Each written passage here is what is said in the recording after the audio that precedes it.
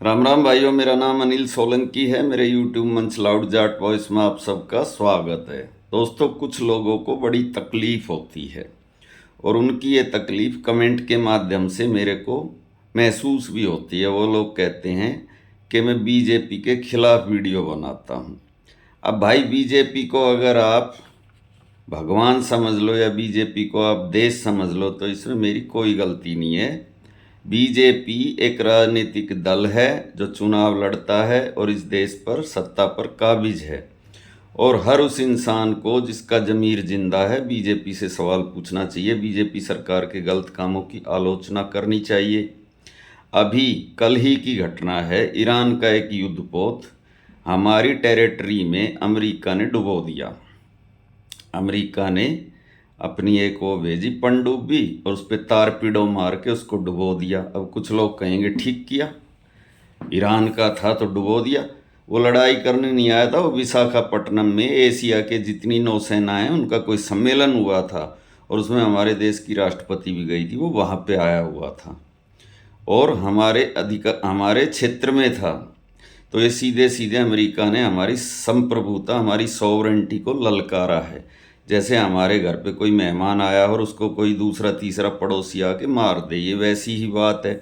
लेकिन हमारे देश के ना तो प्रधानमंत्री, ना रक्षा मंत्री, ना अन्य कोई मंत्री इस पर एक शब्द भी बोलने को तैयार हैं। और फिर आप लोग कहते हो कि मैं बीजेपी की आलोचना करता हूँ। खैर, मैं तो आलोचना करता रहूँगा। जो मेरा कर्म है वो मैं करता रहूँगा और जो आपका कर्म है वो आप करते रहो। अब बात करते हैं कि भारतीय जनता पार्टी के राजनीति में सिद्धांतों की।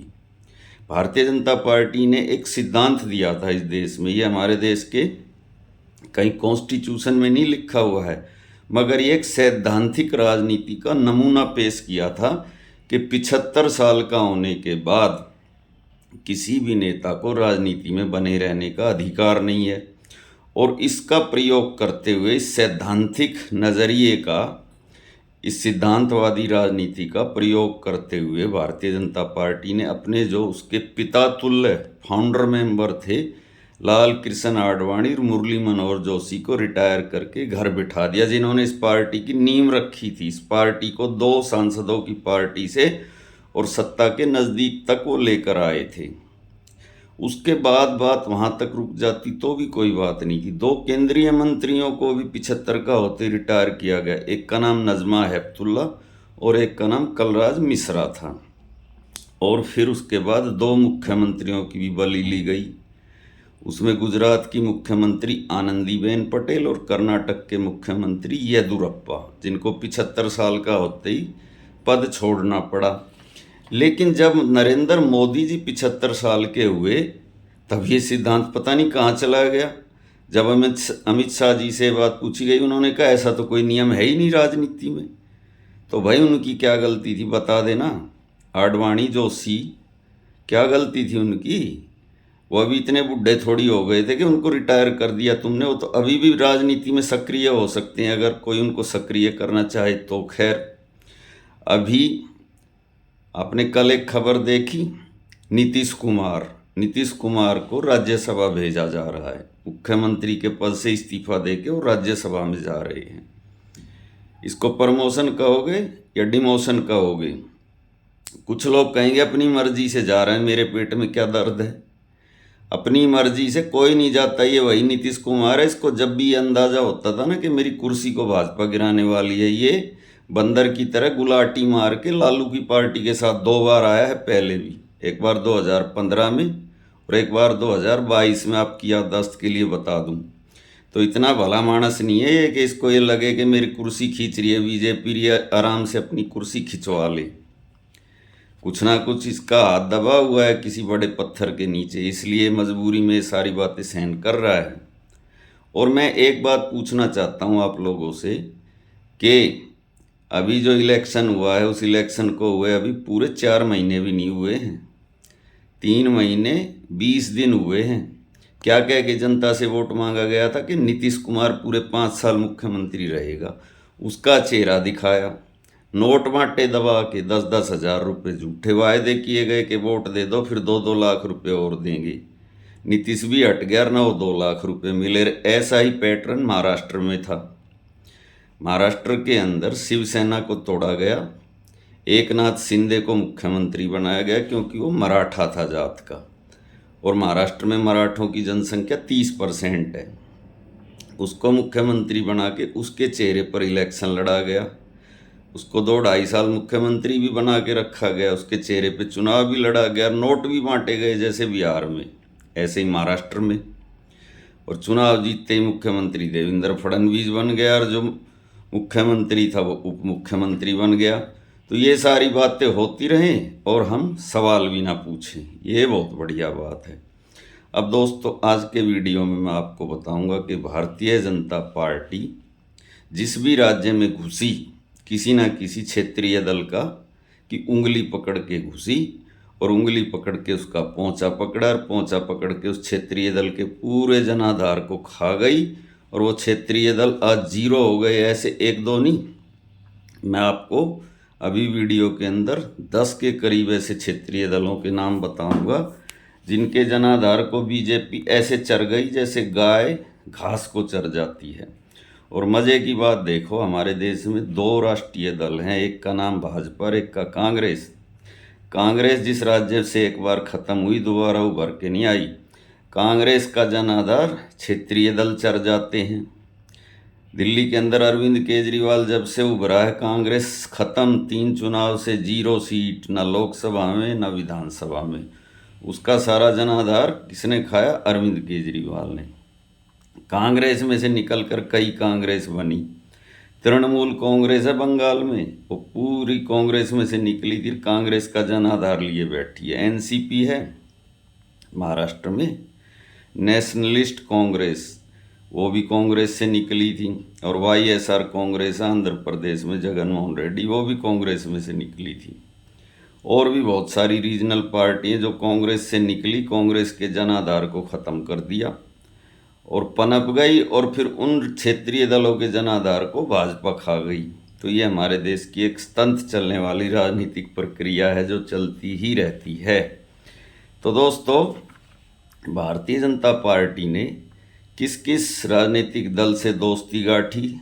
ऐसे ऐसे राज्यों में जहां भाजपा को कोई पूछता नहीं था, उन राज्यों में क्षेत्रीय दलों के सहारे घुसी, और उन क्षेत्रीय दलों की आज क्या हालत है ये अभी मैं आपको बताऊंगा। वीडियो को पूरा देखना, ध्यान से देखना, अपने ग्रुप में शेयर करना, लाइक करना, कमेंट करना। जो भाई अभी चैनल से जुड़े हैं वो चैनल को सब्सक्राइब करना और ज्वाइन भी करना। तो जो सबसे पुराना एलआई था भारतीय जनता पार्टी का, वो एक तो था लोकदल, जो 1977 से उसका एलआई था, तकरीबन 50 साल होने वाले हैं। दूसरा था शिवसेना, जिसका गठबंधन 1989 से था, 37 साल होने वाले हैं। और तीसरा पंजाब में अकाली दल, जो 1996 से उसका एलआई था, 30 साल उसको भी होने वाले हैं। तो ये 3 तो मैंने आपको बताए। और चौथा ये जनता दल यू, जो पहले समता पार्टी था, इसको भी 30 साल हो गए, इसका भी 1996 से भाजपा से अलायंस था। इसके अलावा कुछ कैजुअल भी कुछ राजनीतिक दल थे, जैसे उड़ीसा में नवीन पटनायक की बीजेडी, और ये वाईएसआर कांग्रेस, जगन मोहन रेड्डी आंध्रा में, और तेलंगाना के अंदर तेलंगाना राष्ट्र समिति, और कर्नाटक में जेडीएस, देवगौड़ा की पार्टी, जम्मू कश्मीर में पीडीपी, मुफ्ती मोहम्मद सईद की पार्टी, और मायावती यूपी में। तो सबसे पहले दोस्तों हम बात करते हैं महाराष्ट्र की। महाराष्ट्र के अंदर शिवसेना एक राजनीतिक दल था जिसकी कुल जमा पूंजी थी हिंदुत्व, जो कि भाजपा की भी कुल जमा पूंजी है। तो भाजपा को ये लगता था कि अगर शिवसेना जब तक जिंदा रहेगी, जब तक हम सरवाइव नहीं कर पाएंगे, क्योंकि दोनों का वोट बैंक तो एक ही था। शिवसेना उसको सबसे बड़ा अपना दुश्मन लगती थी कि जिस वोट बैंक पर हम दावा करते हैं उसी वोट बैंक पर ये शिवसेना भी दावा करती है। लेकिन बाला साहब ठाकरे के जिंदा रहते इनकी हिम्मत नहीं पड़ी। बाला साहब ठाकरे एक रियल टाइगर थे, अगर आज वो जिंदा होते ना तो इनकी हिम्मत नहीं पड़ती कि उनकी पार्टी को ये ऐसे तोड़ दें, क्योंकि उनके एक इशारे पर पूरा महाराष्ट्र और मुंबई बंद हो जाते थे, एक इशारे पर खुल जाते थे। उनके आगे तो दाऊद इब्राहिम जैसे अंडरवर्ल्ड डॉन भी पानी भरते थे, लेकिन इन्होंने शिवसेना को ही तोड़ दिया और शिवसेना को तोड़कर एक नकली शिवसेना बना दी। साल 2022 में शिवसेना को तोड़ दिया और इन्होंने 9 लोकसभा और 9 ही विधानसभा के चुनाव शिवसेना के साथ मिलकर दोस्तों लड़े थे महाराष्ट्र में अपने पैर जमाने के लिए। साल 2022 में शिवसेना को तोड़ा। नकली शिवसेना है जो, उसके पास आज 57 MLA है, असली शिवसेना के पास 20 MLA है, बीजेपी के पास 132 MLA हैं। ये 228 के सदन में दोनों पार्टियों की, तीनों पार्टियों की स्थिति है। हरियाणा की अगर बात करें, हरियाणा का जो लोकदल है, ये चौधरी देवीलाल की पार्टी है, इसका नाम बदलता रहता है, कभी लोकदल, कभी हरियाणा लोकदल, कभी इंडियन नेशनल लोकदल, तो कभी समाजवादी जनता पार्टी। ये इससे 1977 से बीजेपी का अलायंस था और 3 बार सरकार भी बनी इस पार्टी की, 1977, 1987 और साल 2000 में, और बीजेपी तीनों सरकारों में जूनियर पार्टनर के तौर पर शामिल भी थी। तो इन लोगों ने 5 विधानसभा और 6 लोकसभा के चुनाव इंडियन नेशनल लोकदल के साथ मिलकर लड़े और 2019 में इंडियन नेशनल लोकदल में विभाजन करवा दिया, यानी उसमें से एक और पार्टी जननायक जनता पार्टी बनवा दी। और आज इंडियन नेशनल लोकदल के हरियाणा में केवल 2 MLA हैं और जो दूसरी पार्टी बनी थी उसका तो 0। अच्छा, खाली एक ही पार्टी नहीं, हरियाणा में एक बंसीलाल की हरियाणा विकास पार्टी भी बनी थी। उस हरियाणा विकास पार्टी से इन्होंने 1996 का विधानसभा चुनाव और 1996 और 1998 का लोकसभा चुनाव उसके साथ मिलकर लड़ा था। आज वो पार्टी नहीं है, उसकी जो पुत्रवधू है उसका मैंने कल के वीडियो में बताया था, बीजेपी से जाके बीजेपी में शामिल हो गई और उसको पैदल कर दिया। और तीसरी पार्टी थी चौधरी भजनलाल की हरियाणा जनहित कांग्रेस, 2014 में उसके साथ मिलकर लोकसभा का चुनाव लड़ा, 2 सीटें उसको दी, दोनों हरवा दी, विधानसभा में उसको पैदल कर दिया। आज वो पार्टी ख़त्म है और उसका मुखिया भाजपा में है और भाजपा में भी वो पैदल है। तो दोस्तों, ये 2 राज्यों का मैंने आपको हरियाणा और महाराष्ट्र का बताया। पंजाब की बात कर ले, पंजाब में एक बहुत ही ताकतवर पार्टी होती थी अकाली दल, 30 साल पुराना गठबंधन, 5 विधानसभा और 7 लोकसभा मिलकर साथ में लड़े और अकाली दल की 7-8 बार सरकार बनी। प्रकाश सिंह बादल ही 5 बार चीफ मिनिस्टर बने और 5 बार बीजेपी उसकी जूनियर पार्टनर थी। 2020 में गठबंधन टूटा, अकाली दल के 3 विधायक हैं पंजाब के अंदर 117 के सदन में। तो ये जो 4 राजनीतिक दल हैं जो इनके सबसे पुराने एलाई थे। कर्नाटक में JDS है, जनता दल सेक्युलर, उसके पास आज 224 के सदन में 19 MLA हैं। कभी इस पार्टी ने देश को देवगौड़ा जैसा प्रधानमंत्री दिया और कुमार स्वामी 2 बार मुख्यमंत्री बने। इसके अलावा दोस्तों, उड़ीसा का जो BJD है, बीजू जनता दल, नवीन पटनायक वाला, इनसे उसका 1998 में गठबंधन हुआ था। 28 साल पुराना इनका एलाई है, 3 लोकसभा के 1 विधानसभा का चुनाव उसके साथ मिलकर लड़ा। और YSR कांग्रेस जगन मोहन रेड्डी की आंध्रा में और तेलंगाना राष्ट्र समिति, ये तेलंगाना के अंदर। आज ये तीनों पार्टियों की हालत क्या है? TRS के पास 39 MLA 119 के सदन में, YSR कांग्रेस के पास 11 MLA 175 के सदन में और जो BJD है उसके पास 51 MLA 147 के सदन में। और इन पार्टियों ने बीजेपी के सारे बिल पास करवाए लोकसभा और राज्यसभा में, जैसे दिल्ली का अध्यादेश, नोटबंदी, 1 नेशन 1 इलेक्शन, अग्निवीर और अश्वनी वैष्णव जो इनके वो रेल मंत्री है, उसको राज्यसभा में भी BJD ने भिजवाया था।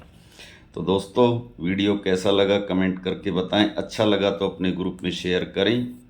और पीछे कुछ दिनों से मैंने आपसे कोई आर्थिक मदद नहीं मांगी क्योंकि मुझे ज़रूरत नहीं थी। अभी मुझे कुछ पैसों की ज़रूरत है, आर्थिक मदद की ज़रूरत है।